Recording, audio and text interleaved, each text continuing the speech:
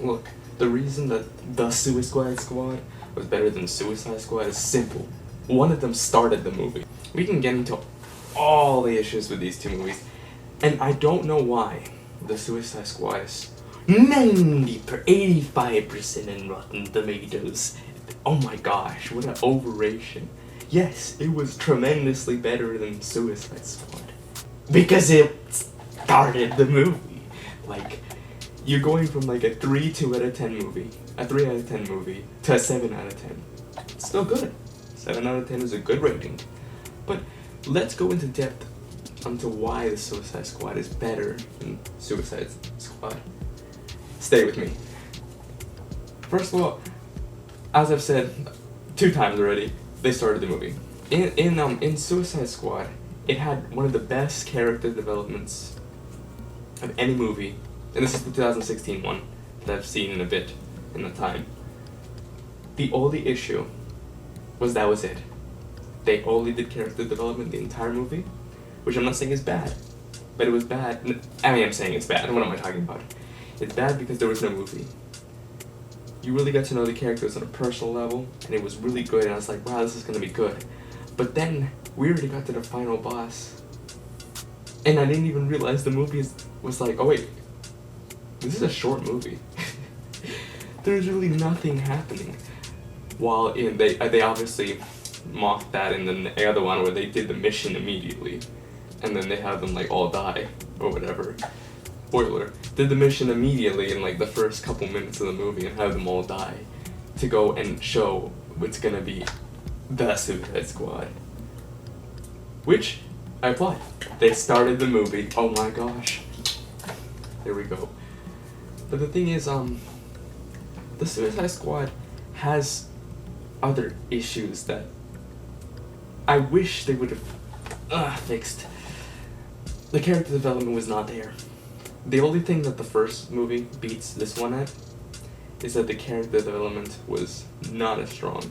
They tried to develop the rat lady, they tried to develop like each of them a little bit, but like it didn't hit the same way as it did the first movie. And that's the only pro and con that is from that one.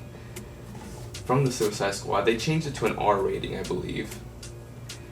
And there was a lot of ridiculous gore, which, whatever, I don't really care too much. But let's say how only 2 out of 10 jokes hit. Only 2 out of 10 of their jokes hit in that movie. And to be fair, some of them were really funny, but others were cringe as frick. Cringe as frick. And I'm just like, damn. Low-hanging fruit. Low-hanging fruit. Really?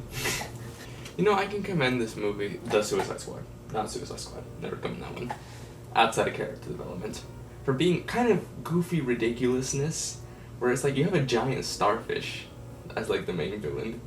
At least in Suicide Squad, the main villain was like, you took it seriously, kind of.